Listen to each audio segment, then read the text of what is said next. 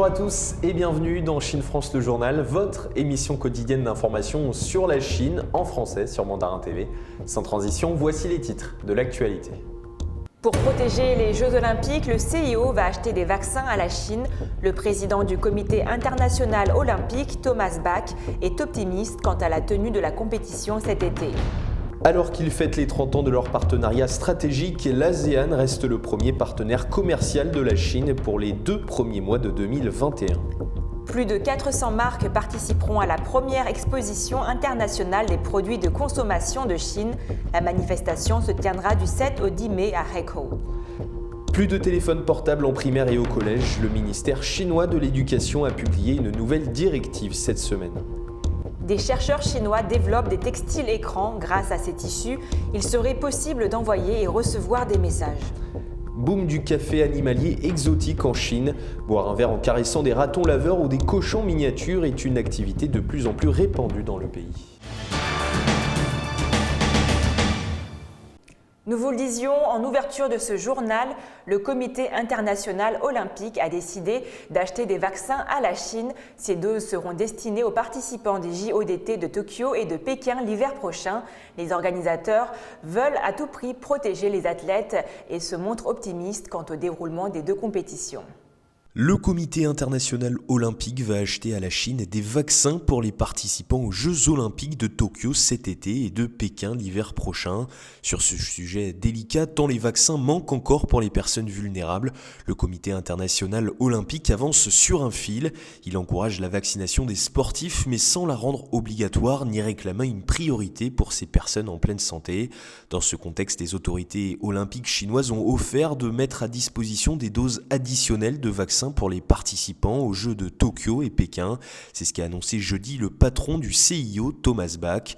Aucun calendrier n'a été fourni, pas plus qu'un ordre de grandeur sur le nombre de doses ou les modalités de leur attribution, qui pourra se faire via des partenaires internationaux ou dans des pays où des partenaires existent déjà avec le gouvernement chinois.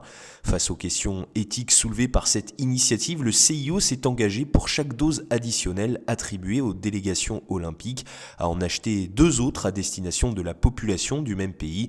Reconduit mercredi pour 4 ans à la tête de l'instance de Lausanne, l'Allemand de 67 ans a qualifié cette transaction avec la Chine de jalon dans la sécurité des Jeux de Tokyo.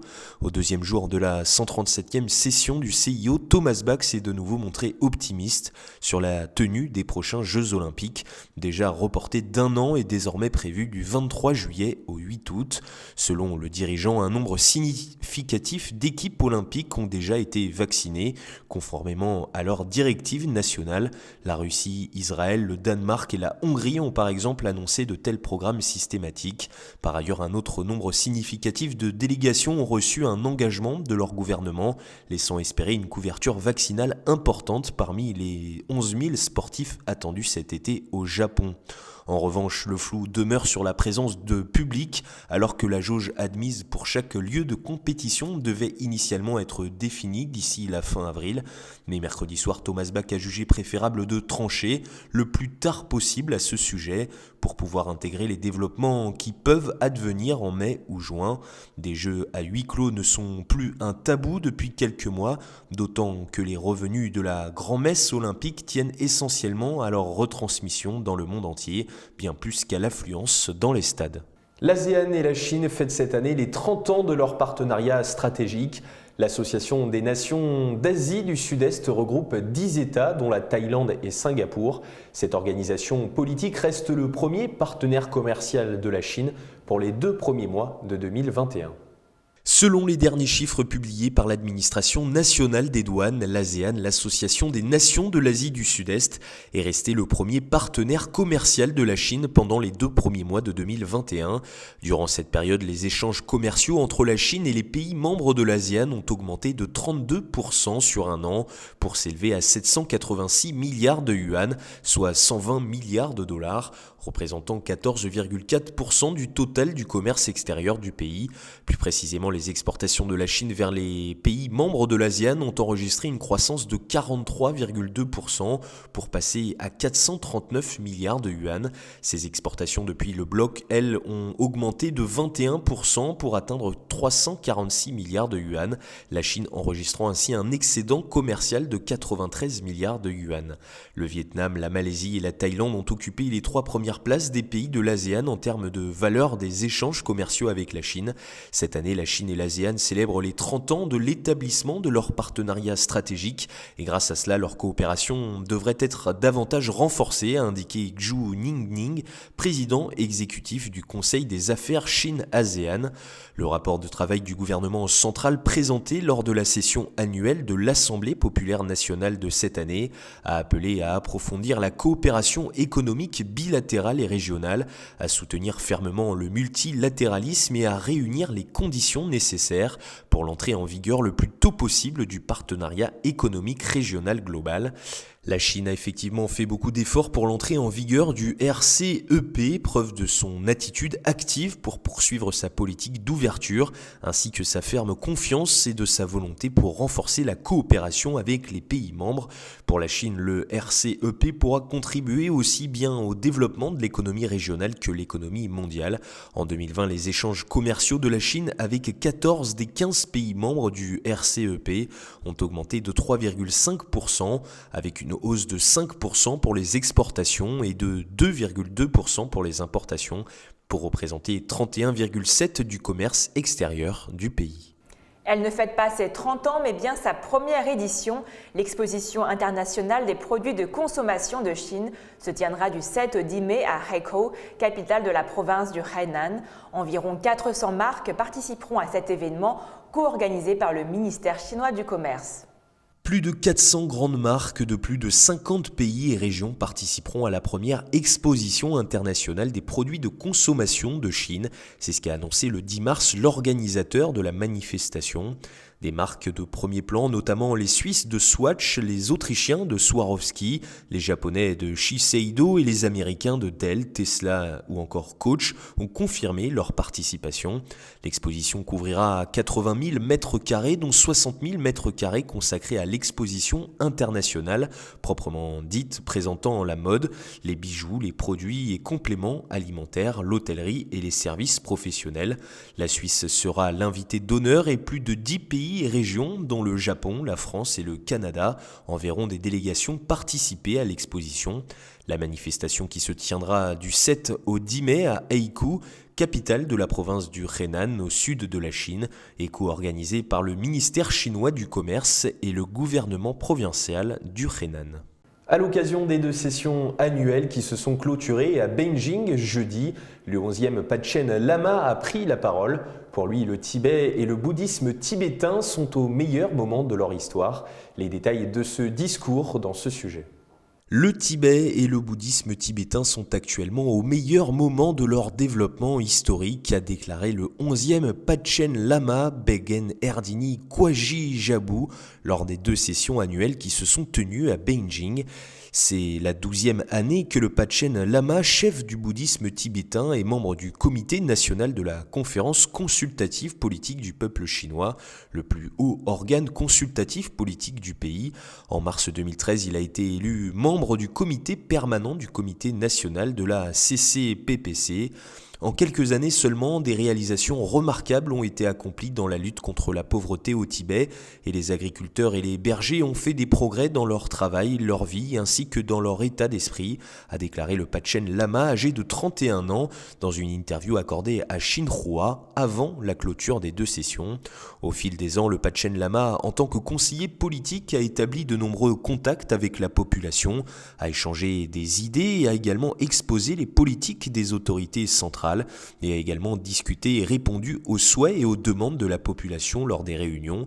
Pendant l'épidémie de Covid-19, il a fait des dons et avec la branche régionale tibétaine de l'Association bouddhiste de Chine a émis 3 propositions appelant à la suspension temporaire des rassemblements religieux et aux efforts pour calmer les croyants. Pour moi, le temps presse et je ferai de mon mieux pour contribuer au bien-être du peuple chinois de tous les groupes ethniques, avec ma vie limitée, pour que ma vie en vaille la peine, a-t-il dit. Selon le Panchen Lama, le bouddhisme tibétain s'est enrichi et entrera dans une nouvelle période de prospérité. Il a ajouté que le bouddhisme tibétain n'aurait un avenir brillant que s'il avançait dans la direction de la sauvegarde de la réunification nationale, de la promotion de l'unité ethnique et de l'avancement de la stabilité sociale. La prospérité de la patrie, l'unité ethnique, le bonheur du peuple et la paix dans le monde sont mes rêves personnels et devraient également être la quête glorieuse de la communauté bouddhiste, a-t-il conclu. Les téléphones portables bannis des salles de classe en Chine. Le ministère chinois de l'Éducation a publié une nouvelle directive cette semaine interdisant l'usage des portables en primaire et au collège. Concrètement, les élèves devront laisser leur portable à l'entrée des classes et le récupéreront à la fin de la journée de cours. Et en cas d'usage indispensable, ils devront fournir une autorisation parentale. Le ministère chinois de l'Éducation a publié une nouvelle directive interdisant aux enfants d'école primaire et collège d'apporter leur téléphone portable à l'école. S'ils en ont besoin malgré tout, ils devront dorénavant se munir d'une autorisation parentale. Ils devront laisser leur téléphone à l'entrée des classes et le récupéreront à la fin de la journée de cours, ce qui rendra leur usage impossible en récréation par exemple. Les professeurs sont aussi concernés puisqu'ils ne pourront plus utiliser leur téléphone personnel pour communiquer avec leurs élèves, pour leur donner des devoirs ou pour les accompagner dans leur parcours pédagogique. À la place, les écoles mettront une ligne de télécommunication à la disposition des professeurs.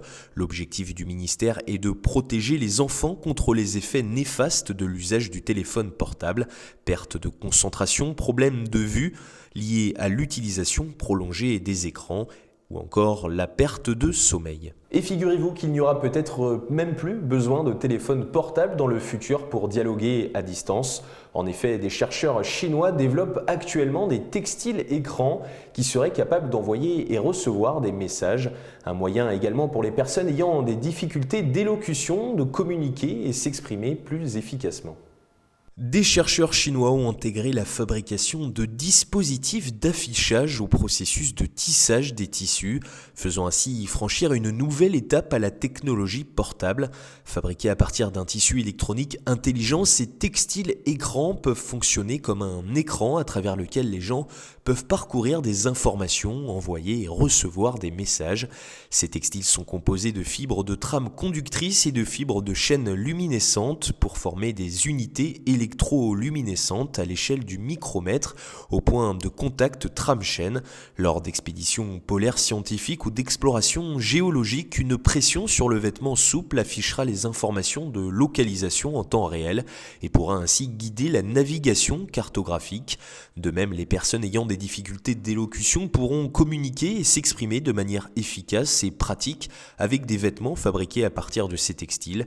Ces textiles écrans sont souples et respirants et résistent au lavage répété en machine, ce qui les rend adaptés aux applications pratiques, a déclaré le professeur Peng Yunsheng de l'université Fudan, qui a dirigé l'équipe de recherche. Selon ce même professeur, ce tissu permettra aussi de favoriser l'intégration et le développement rapide de la fabrication de textiles traditionnels et de l'Internet des objets, de l'interaction homme-ordinateur, des mégadonnées et de l'intelligence artificielle.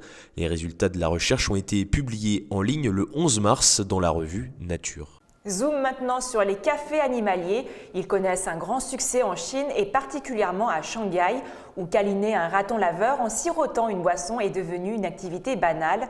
En effet, outre les chiens et les chats, les animaux plus exotiques ont la cote, comme vous allez le voir dans ce reportage. Faire des câlins à un raton laveur en sirotant une boisson ou bien jouer avec un cochon miniature en croquant un gâteau, c'est désormais possible à Shanghai où les cafés à animaux de plus en plus exotiques se multiplient. Ces établissements étaient déjà répandus en Extrême-Orient, notamment en Corée du Sud et au Japon, avant de faire fureur dans la plus grande ville de Chine. Depuis l'épidémie de Covid-19, ils suscitent toutefois des inquiétudes chez certains qui voient dans ces cafés des terrains fertiles à d'éventuelles transmission de maladies à l'homme.